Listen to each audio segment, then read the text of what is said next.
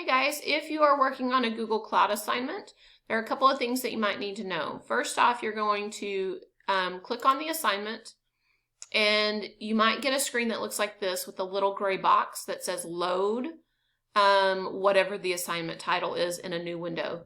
You're actually going to click on that box right here and it's actually going to load it into a whole new tab. You'll know that you're on that tab from Canvas because it'll say Google LTI right up here. It's going to have a little black and white symbol.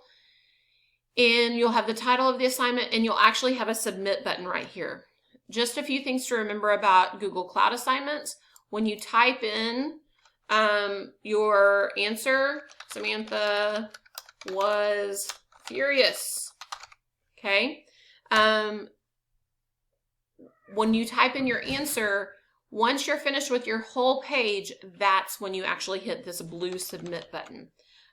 If you find that you don't have a blue submit button, it may be because you accidentally opened it in another window, and then you have this share button.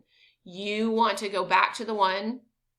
Notice how it says Google Drive LTI. You want this one, not this one, okay? You want this one, because it will have a submit button. That submit button on Google Cloud actually is taking a snapshot and sending it to your teacher's Canvas gradebook. So we want to make sure that you hit submit after you're finished. If you need to go back and change something on your assignment, you'll see, like once I submitted, it looks like I didn't submit because it's still the same screen. If I want to go back and change something, like instead of Samantha was furious, Samantha was outraged. I like that word better. After every time you make a change after you've submitted, you need to submit again. Okay? But I had several kids who were concerned because nothing happened when they hit the submit button.